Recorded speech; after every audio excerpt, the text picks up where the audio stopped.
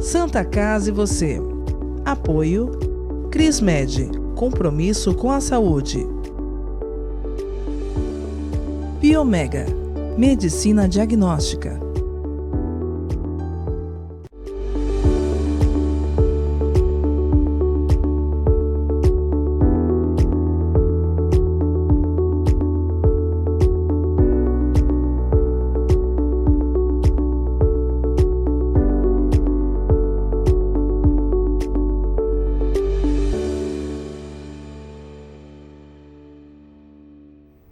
Olá, telespectador, olá, telespectadora, bem-vindos a mais um programa Santa Casa e Você. Na edição de hoje, recebemos aqui o médico psiquiatra, Dr. Bruno Reis, para falar para a gente a respeito de um transtorno, o transtorno do espectro autista. É um assunto que muito falado, nós temos muitos casos e a gente vai hoje com o Dr. Bruno saber se esses casos sempre existiram ou se hoje, por conta da modernidade, esses casos vêm vindo mais à tona. Dr. Bruno Reis, leigo que sou, jornalista, mas leigo, a gente num passado chamava o autismo de doença. O autismo é uma doença? Primeiramente, um prazer estar aqui de volta, falar presencialmente, né? Sempre melhor. E hoje a gente tem um entendimento do espectro autista como uma condição.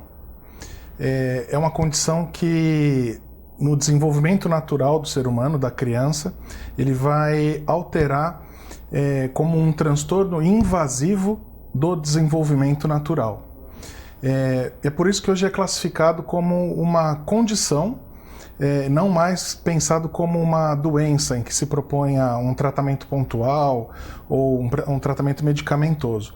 A ideia é de uma leitura mais ampla dessa pessoa e que se tenham propostas multidisciplinares para incentivar melhor, para conseguir estimular melhor o desenvolvimento daquelas partes que ficaram um pouquinho atrasadas. Como você disse, né, o espectro autista ele sempre existiu. E hoje se entende que é uma conjuntura de fatores genéticos, da herança genética, que vão ser expressados através dos fatores ambientais. Não se sabe muito bem quais são os fatores ambientais e há pouca evidência de quais são os genes que são carregados. O que se sabe é que há uma confluência disso e que nos últimos anos o diagnóstico ele vem aumentando e ainda é incerto se é um aumento que acompanha o aumento populacional ou se é o acesso ao diagnóstico precoce que vem sendo responsável por esse aumento de número de casos. O diagnóstico precoce em qualquer setor da medicina é muito importante. Na questão do autismo, quanto mais cedo essa criança for diagnosticada, mais chances ela vai ter de passar a ter uma aceleração, a diminuir esse delay do desenvolvimento. Exato. Então, é muito importante prestarem atenção, né, a esses sinais. Então, a história natural do desenvolvimento de uma criança, ela vai nos chamar a atenção nos primeiros 36 meses de vida. Geralmente, até 24, 36 meses é quando se tem uma primeira poda neuronal, e esse é um evento muito importante, né, que se observa na história clínica dos portadores da condição do espectro autista, uma vez que há um desenvolvimento natural do comportamento, da comunicação verbal e não verbal, da capacidade de socialização, e que depois desses 24, 36 meses ocorre uma quebra, em que nesses três eixos vão começar a existir hipodesenvolvimento. Então, qual que é a ideia do espectro autista?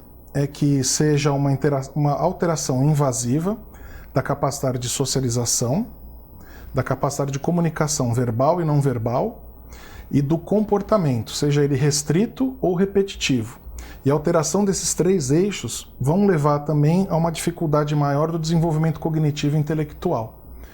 E é por isso que é chamado de um espectro, porque muitas vezes há uma dificuldade maior da capacidade só da socialização, mas a comunicação ela acompanha mais a faixa, a média populacional, e que o comportamento também acompanha a média populacional. E muitas vezes também a capacidade cognitiva, às vezes, ele é até superior à média populacional. E o diagnóstico precoce ele vem nisso, para se conseguir estimular esses 3 eixos, para a criança conseguir se desenvolver no máximo da sua potencialidade.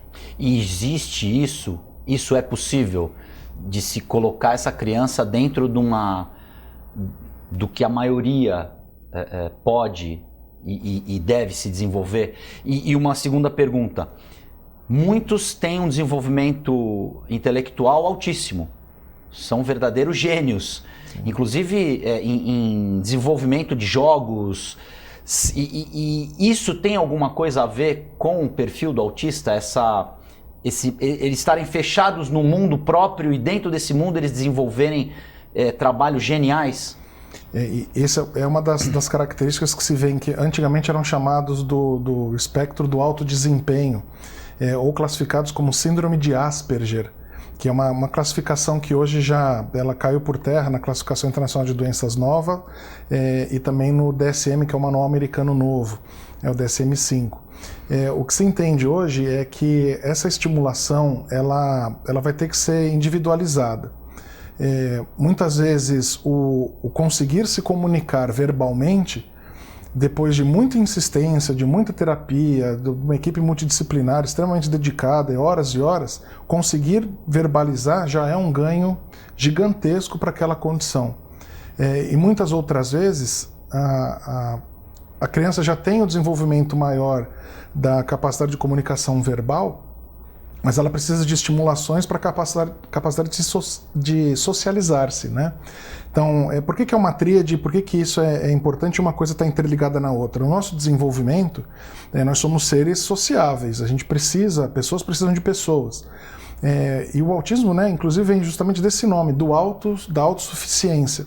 Então, imagine alguém que não consiga ou tem um impedimento, que seja genético, de não ter necessidade de se socializar. Então, as outras pessoas, elas passam a ter o chamado de uma relação objetal. Nesse sentido, não significa que não tenha afeto, sentimentos, nada disso, mas a menor necessidade de ter a presença de outras pessoas. Isso faz com que a pessoa também, que tem essa condição, ela não desenvolva a própria comunicação, porque ela não tem necessidade da comunicação com o outro. E aí a comunicação verbal e não verbal. Isso, por sua vez, vai desenvolver um atraso na formação da linguagem, que é o simbólico, as sílabas, a formação das palavras, tudo isso vai ficar mais atrás. E atrapalha também, muitas vezes, o desenvolvimento do próprio pensamento, né, da criança. Então, todas essas condições acabam alterando essas capacidades que são intrínsecas, né, do ser humano. A minha esposa, como comentei com você antes de começar o programa, ela é fonoaudióloga e recebe muitas crianças com autismo. E ela costuma conversar com os pais, e às vezes os pais, coitados, chegam no consultório achando, ou com alguma recomendação, de que a criança tem problema de audição. Porque os pais, a queixa mais frequente, olha, eu chamo, ele não atende, eu falo as coisas, ele só atende quando quer. Então o pediatra acha, e eu e meu marido, enfim, achamos que ele está com algum problema de audição. E aí o próprio profissional da saúde, ele já está muito mais preparado do que os pais, do que nós, lógico, leigos, de perceber esses detalhes, que é o olhar, né, que não te olha nos olhos, a cabeça está sempre baixa, a comunicação é difícil. Quem cuida é que deve ter essa primeira percepção, seja a mãe ou a avó, que hoje muitos pais e mães trabalham, as crianças ficam com os avós. E são eles que convivem mais tempo com essa criança e que são eles que, o mais rápido possível, percebendo algum tipo de situação diferente, é que podem ajudar no diagnóstico. Isso, exato, né? Nada melhor que o olhar dos pais, o olhar dos professores, muitas vezes dos cuidadores, dos familiares, para perceberem algumas dessas características, né? E quanto mais precocemente for buscada ajuda ou uma avaliação, melhor. A ideia é, como você bem disse, né? Vamos passar da teoria e vamos ver na prática como que a gente consegue identificar isso. Então, quando a gente fala da capacidade de socialização, a gente vê mais um isolamento e um automatismo. Então, a criança, em geral, ela vai procurar pouco as pessoas. o primeiro contato que se faz é através do olhar. Então a gente já percebe que a criança tem um olhar mais vago, ela não consegue direcionar, muitas vezes não tem foco ou atenção. Muitas vezes quando chamada também não atende, não necessariamente por uma alteração da audição, ainda assim que a gente tem que investigar. E essas características elas já chamam a atenção por já se perceber uma mudança na capacidade de socialização. Vai se perceber também no desenvolvimento da fala, que é um dos instrumentos para se socializar. A criança muitas vezes ela vai fazer apontamentos, ela não vai pedir as coisas, vai procurar não vai procurar interação que se observa na dependência que a própria criança já tem dos pais. Então, quando se observa essas características e outras comportamentais, por exemplo, a criança ter movimentos repetitivos, ter movimentos no sentido de andar na ponta dos pés persistentemente, ou um atraso propriamente dito do engatinhar e do andar, geralmente andar em círculos, quando está feliz bater palmas ou fazer movimentos assim que chama de flapping, não manter uma comunicação com o olhar, uma interação com os mesmos objetos, que é o espectro de interesse restrito. Muitas vezes brincar enfileirando objetos, empilhando objetos, ter uma interação muito melhor com água, piscina, banho. A criança geralmente vai ficar mais incomodada quando sai do banho. Então esses detalhes em conjunto, claro, eles vão chamando a atenção, e o indicado é que se busque, né, uma ajuda especializada para ver se trata de uma alteração invasiva do desenvolvimento, ou se é só uma questão de uma fase. Muitas vezes é só algo isolado, né, mas é bom a gente ver isso com antecedência. E uma das características do autista é ele ser metódico, né? Mas sobre isso a gente vai falar daqui a pouco, que o Santa Casa e você vai fazer um rápido intervalo, nós voltamos em instantes.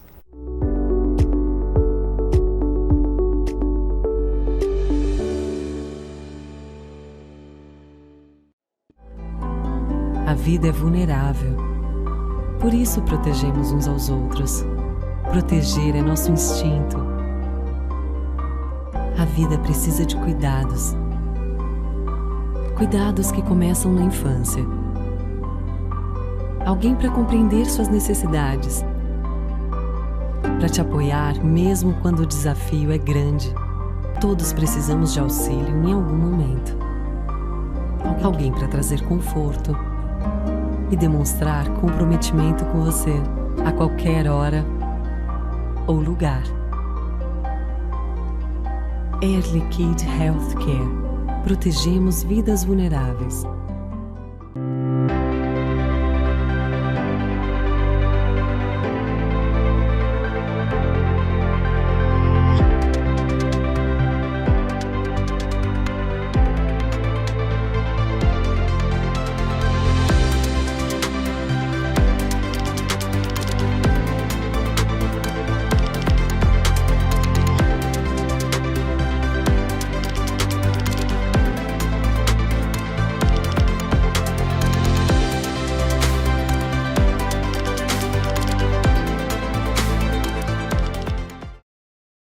Já notou como as coisas passam rápido demais?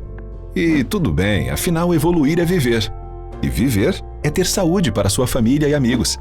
E pensando nisso, o Plano Santa Casa Saúde oferece o que há de melhor e mais moderno para curtir a sua vida. Um plano completo que pensa na prevenção, que conta com o maior e mais completo hospital da região, além de uma clínica de especialidades com ampla rede médica. Faça seu plano de vida. Faça seu Plano Santa Casa Saúde.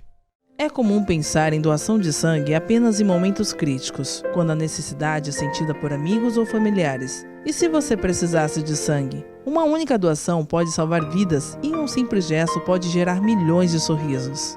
Então, por que não transformar esse gesto em um hábito? Porque para quem doa, são alguns minutos e para quem recebe, é uma vida inteira. Procure o Banco de Sangue da Santa Casa de Santos e seja um doador. Doe sangue, doe vida, doe amor. Apoio Biomega. A Ativa Saúde é uma corretora conceito em administração de benefícios. Tem a missão de trazer as melhores soluções nos segmentos de saúde, seguros e benefícios em produtos individuais, familiares e empresariais, prestando o melhor atendimento, com transparência, respeito, dedicação e humanização. Avenida Senador Feijó, 686, loja 112 no térreo. Telefone 3232-1666.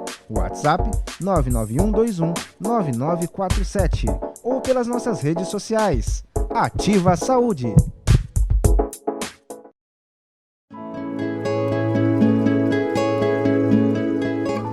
A Crismed Comercial Hospitalar orgulha-se de ser considerada uma referência no ramo médico hospitalar, atuando há mais de 20 anos no mercado, com comprometimento, competência e excelência no atendimento aos clientes. Crismed, compromisso com a saúde. Rua São Paulo, número 13, Vila Belmiro, Santos. Acesse o site www.crismed.com.br.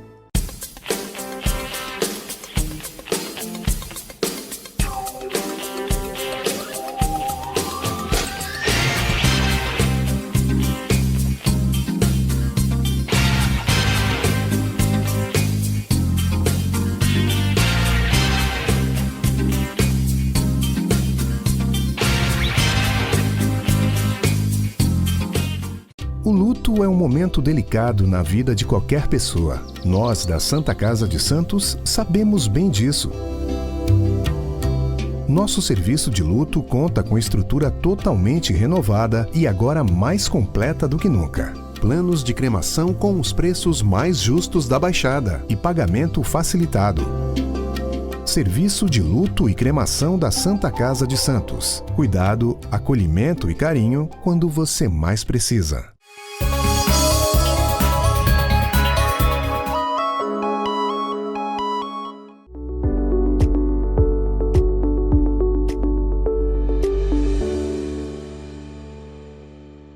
Santa Casa e você já está de volta. Na edição de hoje nós conversamos com o médico psiquiatra Dr. Bruno Reis, da Santa Casa.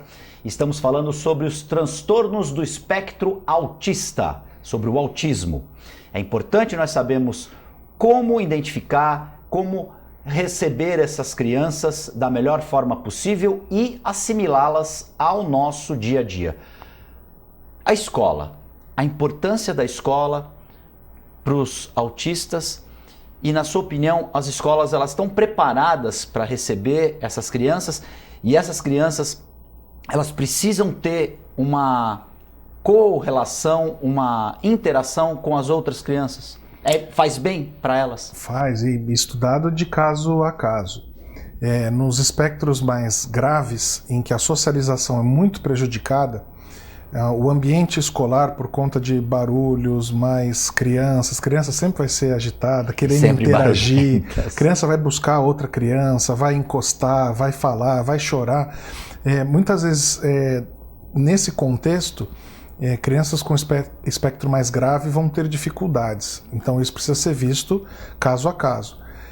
Em outros em que se vê um potencial melhor e que se vê uma resposta melhor às estimulações, aí sim, obviamente, é indicado e com os cuidados de se entender, né, a individualidade daquela criança, não como uma forma apenas de escola de inclusão, né, estar ali por estar ali, mas realmente de participar do grupo, de integrar aquilo, de se proporcionar a oportunidade para a criança de conseguir interagir melhor entre os pares. Porque uma coisa que as pessoas esquecem, né, no tratamento, nas estimulações, é que muitas vezes é uma criança e um adulto.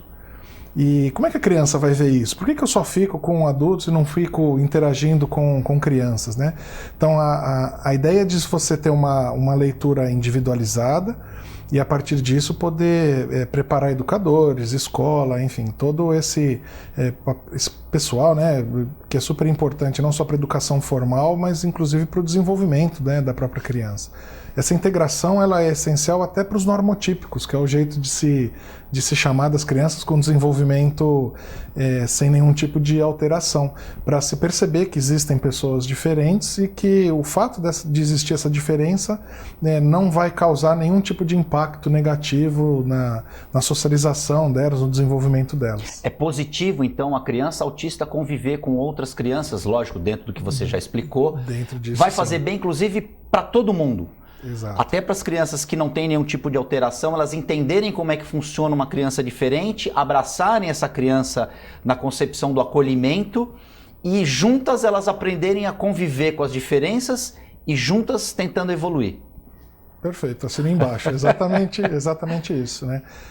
E proporcionar esse ambiente de forma saudável, né? É o abraçar as diferenças, né? Não só do ponto de vista desse desenvolvimento, mas como todas as outras, né?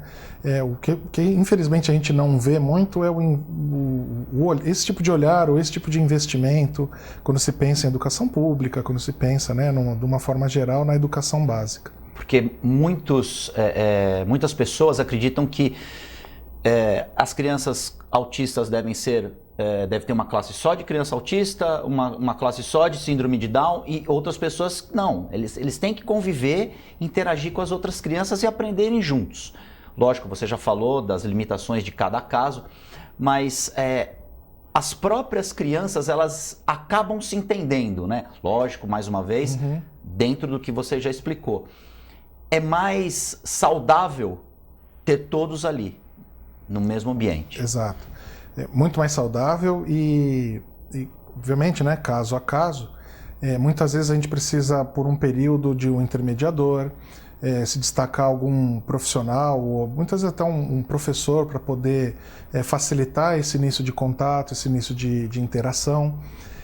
Mas o importante é que tenha esse papel, que exista esse espaço na escola, que não se crie compartimentos ou isolamentos em que você se agrupe às diferenças.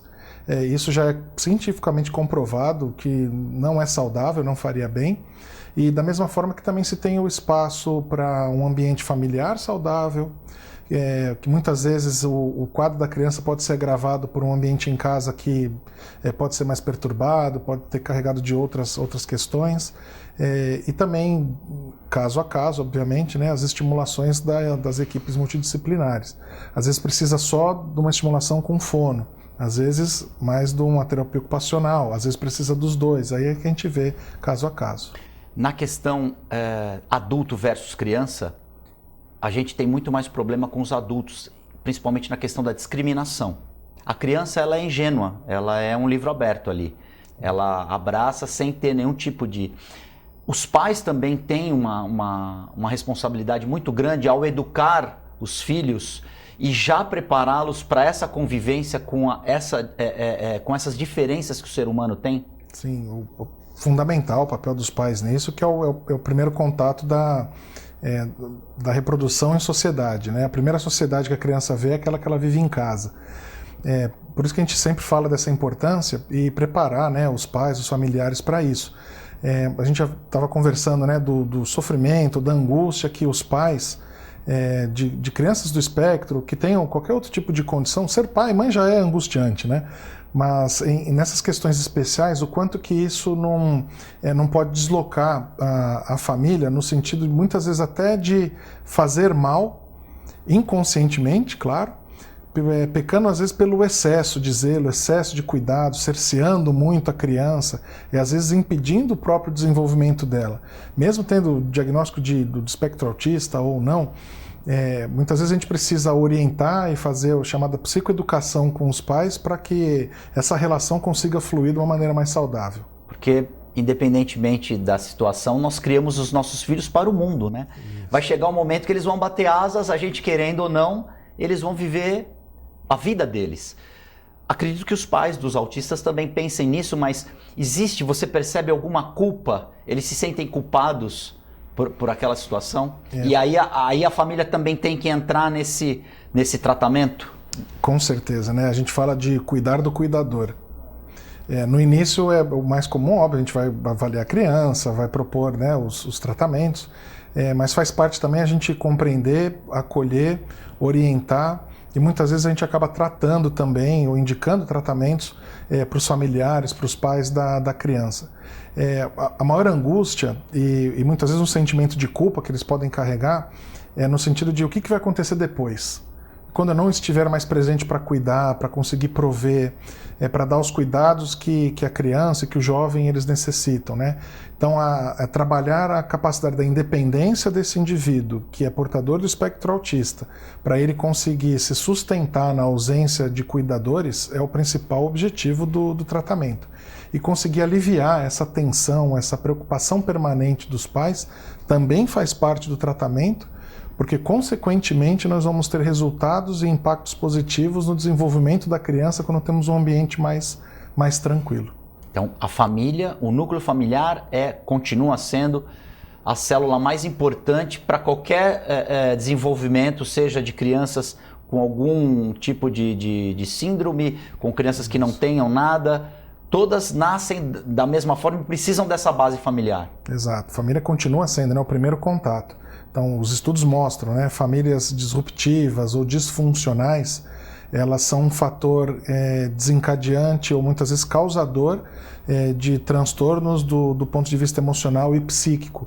Então, crianças, por exemplo, sujeitas a episódios de violência têm maior chance de desenvolverem depressão no futuro, desenvolverem episódios de pós-traumático, transtornos de ansiedade, transtornos do espectro do humor.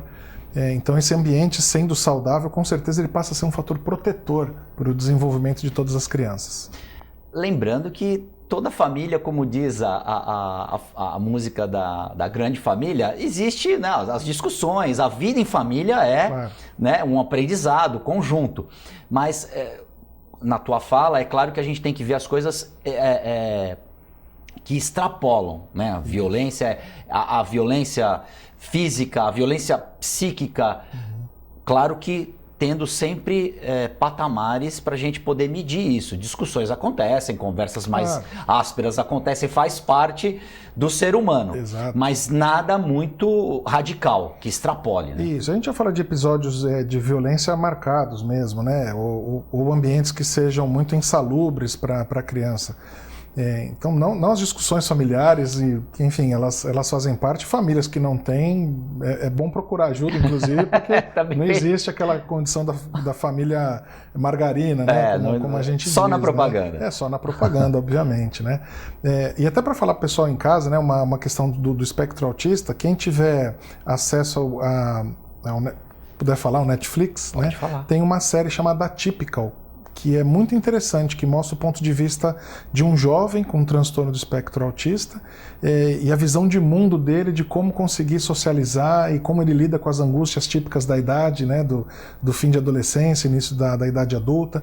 Mostra muito essa preocupação dos pais. É extremamente interessante ver essa série para quem tiver interesse no assunto. Tem o Bom Doutor também, o Good Doctor, né? O Bom Doutor, que ele é um autista formado em medicina e que... de altíssimo desempenho, né? Ele, na verdade, ali ajuda todos os outros médicos. Exato. E isso é que é legal de ver, por conta do afeto não ser alterado, né? A capacidade de comunicar e socializar, você vê que, nossa, parece alguém distante, alguém frio, e pelo contrário, uma pessoa que é extremamente preocupada com o resultado, com o paciente, e é isso que acontece na vida real mesmo, muito bem retratado. Dr. Bruno Reis, mais uma vez, obrigado pela presença. É um prazer. Assuntos para a gente falar da nossa psique, do nosso cérebro, não faltam. É uma máquina realmente que acho que a gente não descobriu nem 1% da capacidade do que acontece lá dentro. O ser humano é fantástico. Obrigado pela presença. Vais voltar mais vezes aqui.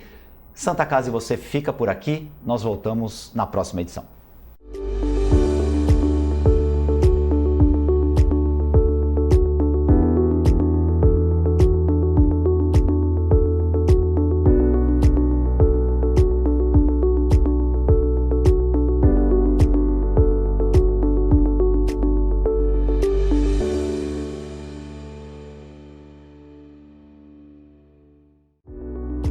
Santa Casa e você. Apoio Crismed, compromisso com a saúde. Biomega, medicina diagnóstica.